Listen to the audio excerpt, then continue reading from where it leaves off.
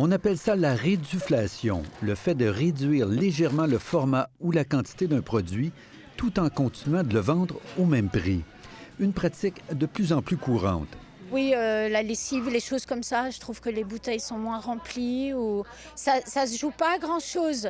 Dans les boîtes de pâtes, entre autres Barilla, antérieurement, des boîtes de 450 grammes sont tombées à 410. Oui, absolument. Je pense que c'est même pas juste une impression. Je pense qu'il y en a moins et que ça coûte plus cher. Ce phénomène existe depuis longtemps, mais il a tendance à s'amplifier durant les crises économiques.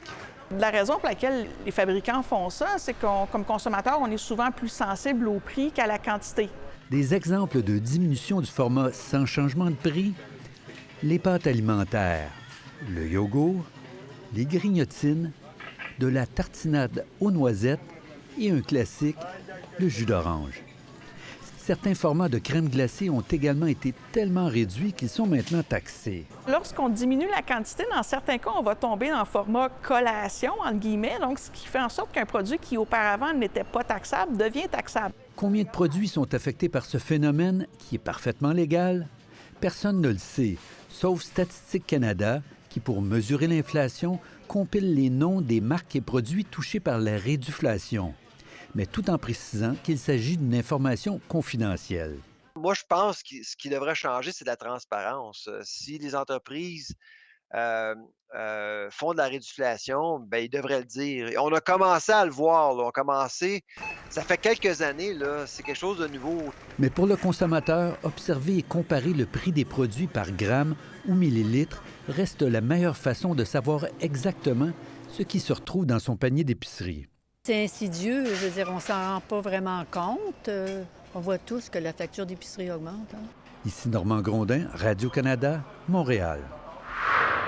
Avec nous, le spécialiste que vous connaissez bien, Sylvain Charlebois, directeur scientifique pour le laboratoire de sciences analytiques de l'Université d'Alousie à Halifax. Bonsoir, M. Charlebois. Bonsoir, M. Roy. Jusqu'où ils peuvent aller comme ça, M. Charlebois, dans la réduction du volume pour garder à peu près les mêmes prix? En fait, là, vous parlez d'un problème pour ce qui est de la réduflation. Les quantités diminuent, les prix demeurent les mêmes. Donc, il y a plusieurs cas que vous venez de présenter. Mais il y a un autre problème à tout ça, là. Pour certains produits, selon l'Agence du revenu du Canada, il y a certains produits qui sont tellement réduits qu'ils deviennent des collations. Et les collations sont taxables. Votre exemple de 5 bars au lieu de 6 dans une boîte là, de bars, là, à 6, ce n'est pas taxable. À 5, c'est taxable. Donc, c'est un 15 de plus à la caisse. Puis souvent, les gens s'en aperçoivent pas parce qu'ils ne regardent pas le reçu. C'est la face cachée de la réduflation. Qu'est-ce qui est ça? Effectivement, la taxe face cachée. Par ailleurs, qu'est-ce qui est mieux, qu'ils augmentent les prix ou qu'ils réduisent la quantité? Parce qu'on pourrait dire, c'est peut-être une bonne chose si on mange moins, puis c'est pas que des bonnes choses pour la santé, on aura compris, là, qu'il y en ait moins pour le même prix, ça coûte pas plus cher, mais il y en a un peu moins, donc on en mange moins. Quelle est votre vision sur où on s'en va avec ce phénomène? D'abord, c'est pas un nouveau phénomène, hein, M. Roy. La réduflation existe depuis 40 ans. Mais il y a des cycles, par contre. Lorsque le coût des intrants augmente, les manufacturiers sont tentés à réduire les quantités simplement parce qu'on ne veut pas perdre des parts de marché. C'est plus facile de réduire les quantités que d'augmenter les prix, tout simplement.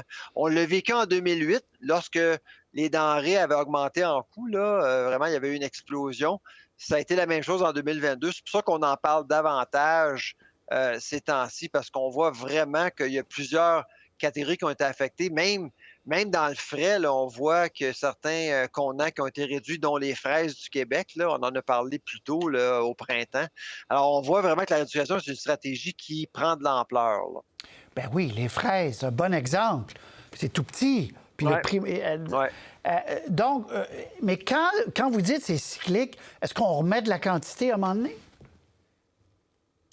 Ben, en fait, non, je pense qu'on réduit. En fait, vous voulez dire si on augmente les Ouais, quantités par ben oui. après? Durant les années 90, on a vu quelques cas parce que on avait les ménages, il y avait plus de gens. Là, aujourd'hui, il y a une tendance vers la baisse. Il y a de plus en plus de gens qui vivent seuls. Il y a des ménages à 2 personnes. Alors, la réduflation accommode certaines personnes, mais pour la grande majorité des cas, surtout avec une inflation à 10 à l'épicerie, là, les gens digèrent mal la réduflation, puis on peut comprendre pourquoi. Mais il y a un autre problème que j'aimerais soulever avec vous, M. Roy, si vous permettez. C'est Statistique Canada. Nous, on ne voit pas vraiment comment on considère l'impact, l'influence de la réduflation sur l'inflation qu'on publie à chaque mois. Autrement dit, ce que j'essaie de vous dire, c'est que peut-être il est possible qu'on sous-estime l'inflation alimentaire au Canada Ben oui. en raison de la réduflation. Parce que c'est exactement. Monsieur Charlebois, merci beaucoup. On va se reparler de ça. Merci. Merci, au revoir. Au revoir.